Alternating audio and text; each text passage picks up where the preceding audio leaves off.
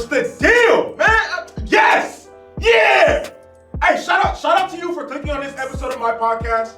Before I get to the episode, I would like to ask that if you're not already subscribed to my channel, hit that subscribe button. It only takes a couple seconds. Hit the bell notification because it lets you know every single time I drop a new episode. Like this video, leave a comment, and I hope you enjoy the episode. Ah! Let's go! Yeah! Let's go! All right. So, my name is Michael DeLu. Today is episode 83 of Pull Up the Tape. It is also December 14th, Tuesday, December 14th, 2021.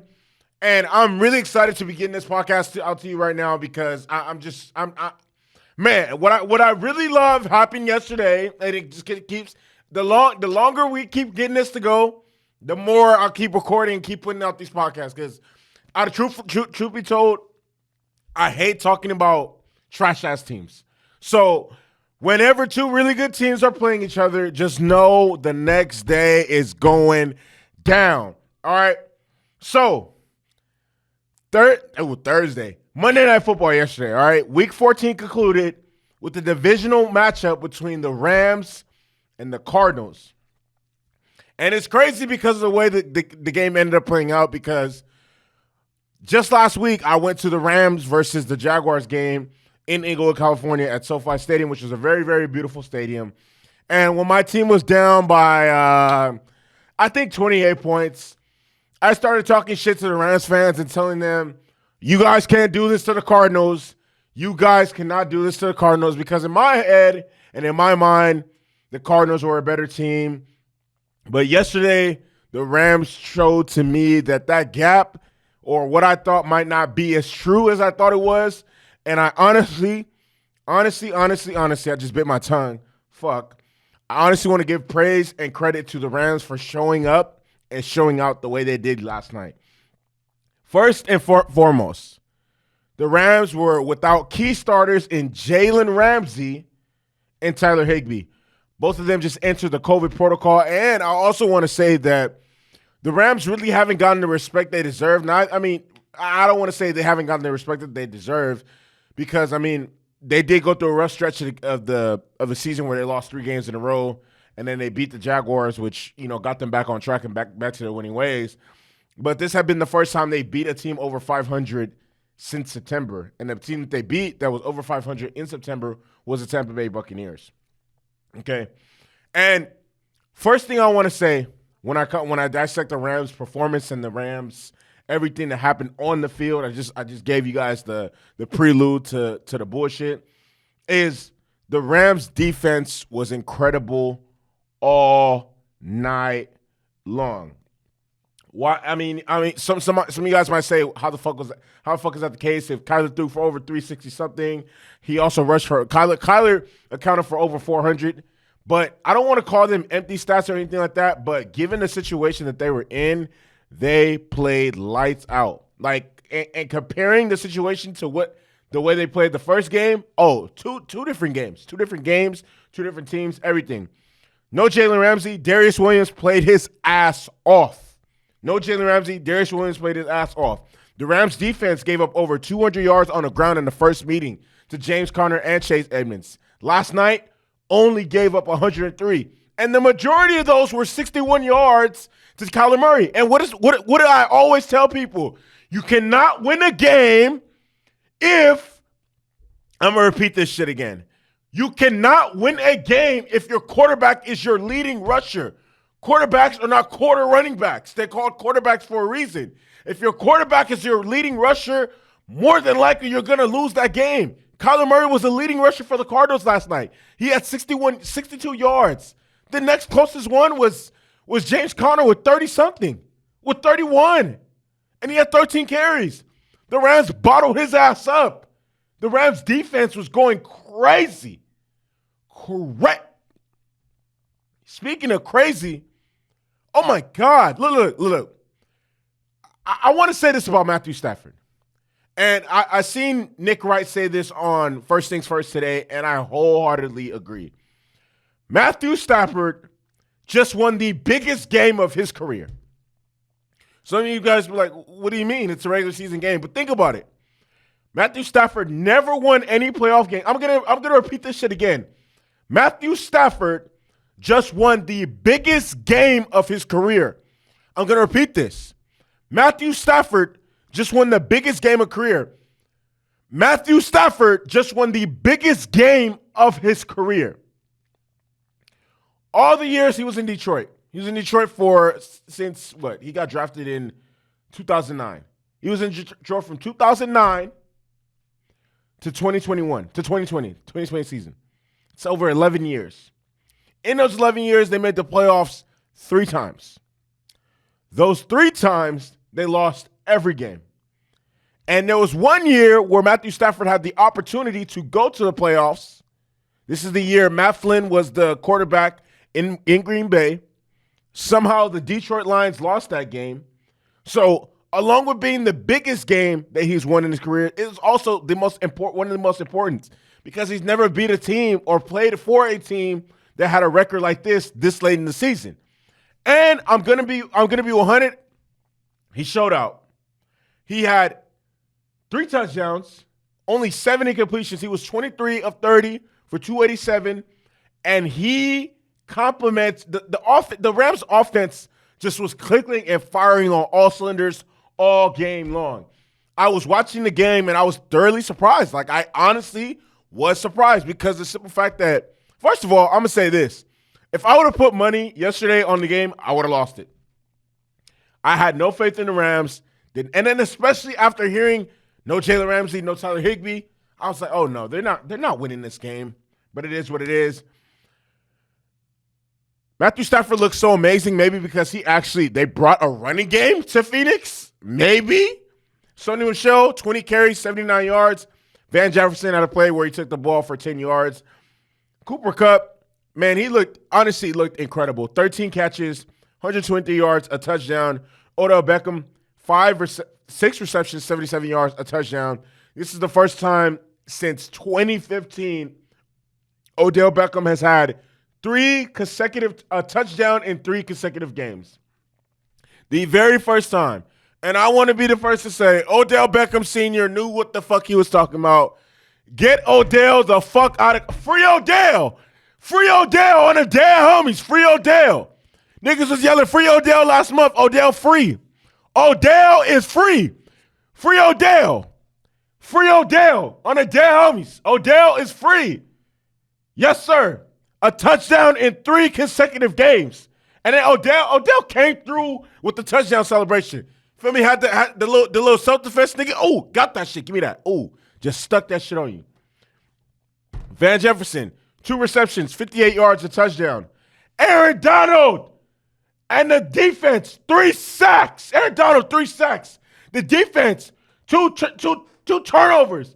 And also shutting the lights out on the Cardinals on 2 separate possessions. Stopped them on 4th and short both times.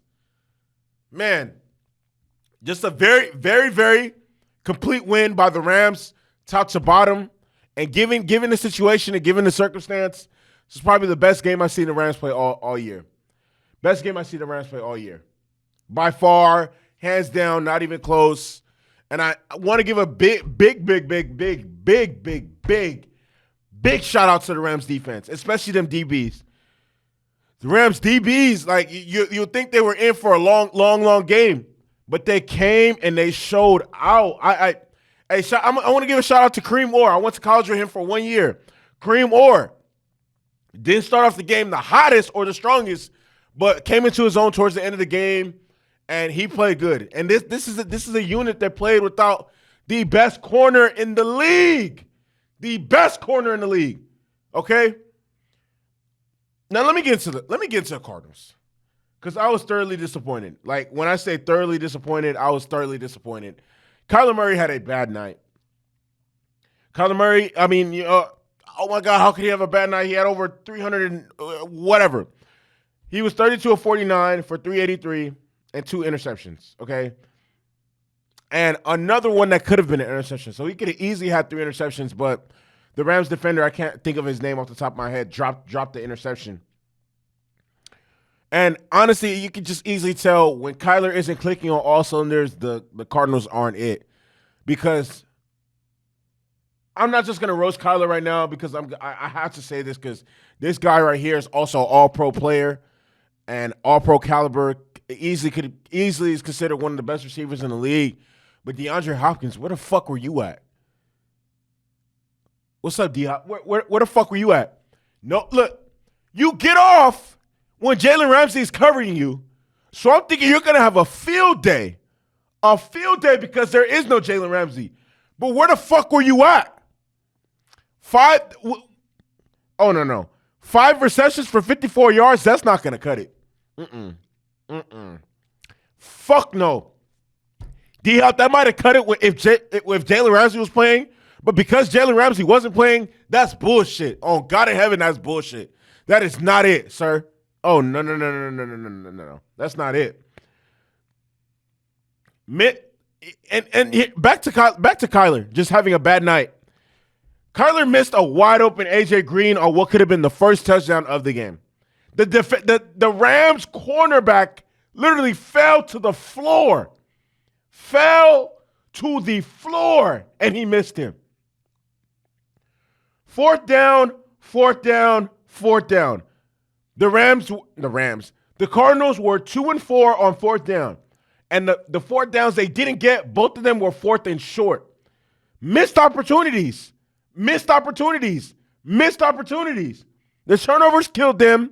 Like I said, Kyler had 2 interceptions and Arizona Cardinals did not execute offensively all night long. They had 2 turnovers, which could have been 3.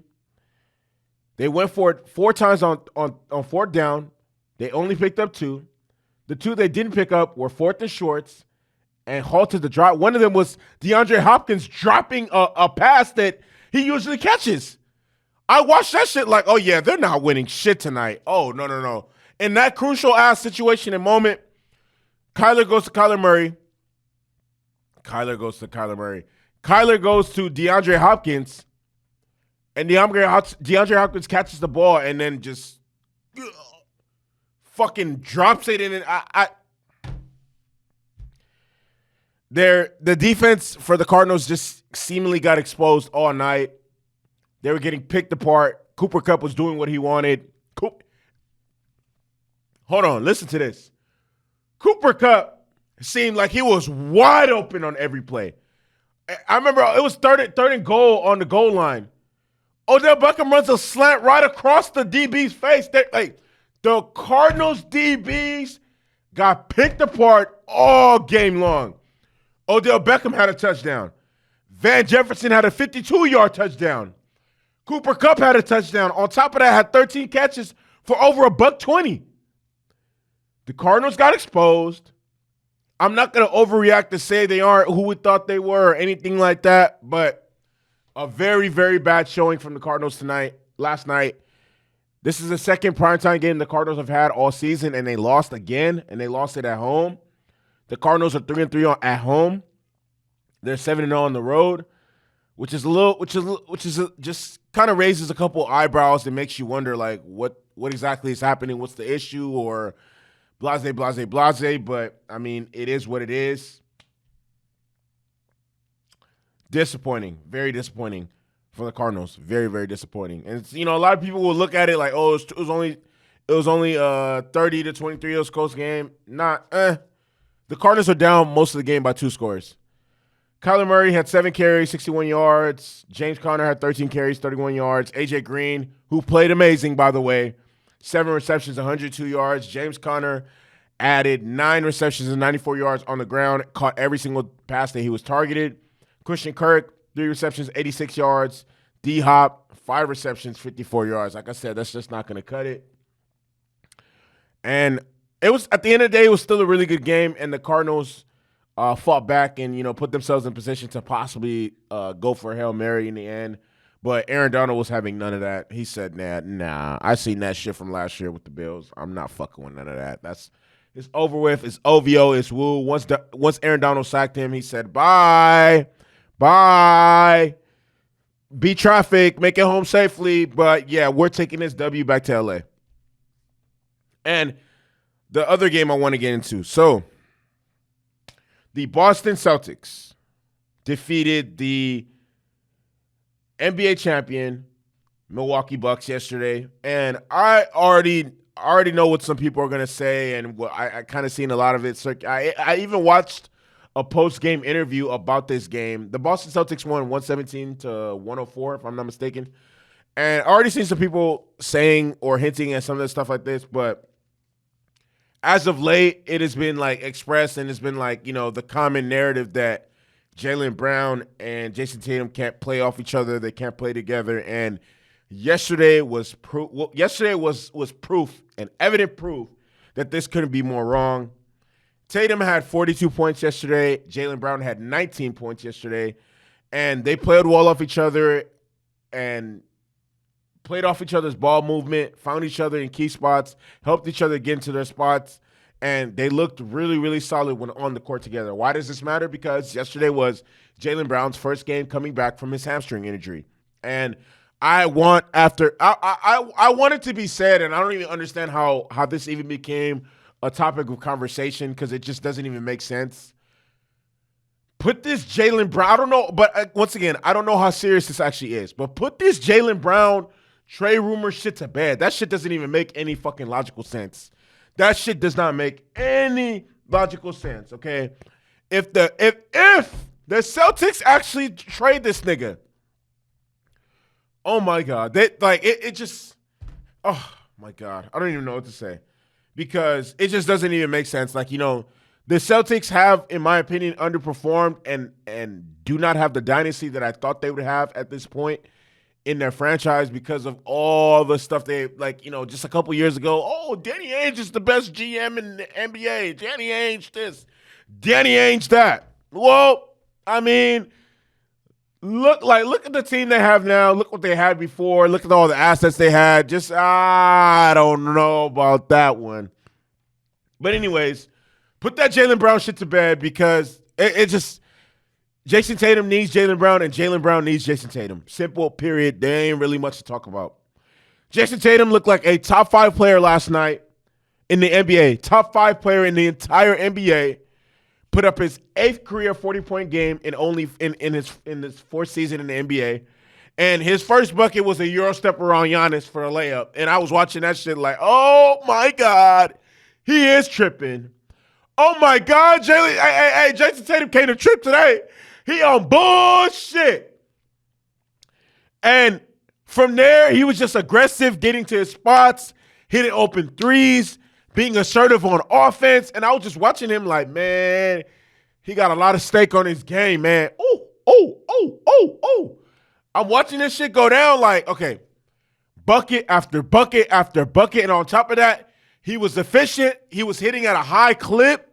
And he was the most important thing is just staying efficient. You can take as many shots as you want, but are you efficient? Are you going to, he was 16 of 25 from the field, 7 of 13 from 3, and added 5 rebounds, okay? Like I said, he looked like a top 5 player in the NBA last night, and then against the team he did it against was one of the better defensive teams in the league and the defending champions, okay? Jaylen Brown had 19 points, 6 of 13 from the field, 3 of 7 from 3, 4 rebounds and 5 assists. Like I said, this was Jaylen Brown's first game back from the hamstring injury, and it was a really big boost for the Celtics offense, because as of late they had struggled without him in spurts, because it's like, okay, if Jayson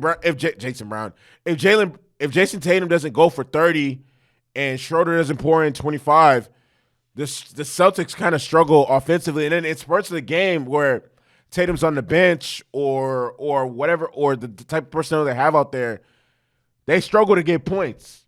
And it's just good for them to have Jaylen Brown back, because they truly need this man.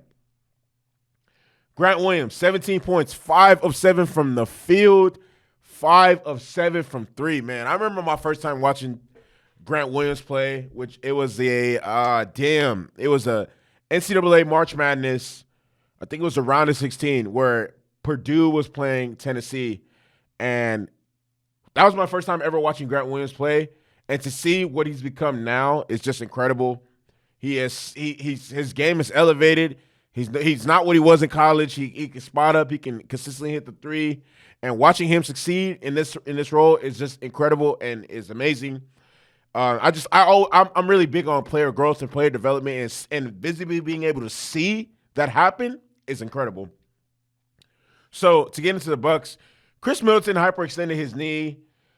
The spacing around Giannis was kind of bad all night. The Bucks kind of struggled for the most part. It just wasn't great. The Bucks didn't come to Boston with the same defensive tenacity they usually come to any arena with, and they just struggled. They just kind of struggled all night and struggled to get it going and struggled to click. And especially after losing Chris Middleton in the second quarter, I mean, it is what it is. I didn't really expect them to win after that. Giannis 7 of 14 from the field, 20 points, 0 of 3 from 3. 8 rebounds, 3 assists. Like I said, the spacing wasn't really great around Giannis. I mean, he only hit half of his shots. He usually takes more shots. He's usually way more aggressive. But just an off night for the Bucks. Jrue Holiday, 8 of 16 from the field, 20 points. 2 of 3 from the field, 8 assists. Pat Connaughton, 5 of 11 from the field, 2 of 7 from 3, 9 rebounds. The Bucks just overall didn't shoot well. I mean, like I said, you have them off nights. It is what it is. With that being said, I can't wait to watch Stephen Curry break Reggie Miller's record, and he did it in like fucking half the fucking games. I've really been a big fan of Stephen Curry for a very, very long time. I'm gonna actually tell you all a secret.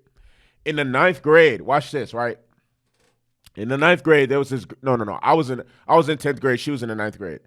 In 9th grade, there was this girl I really wanted to talk to. She was cute. Feel me? She was Hispanic little thing. I'm not gonna say her name, but her last name was Reyes. For me, so I added her on MySpace.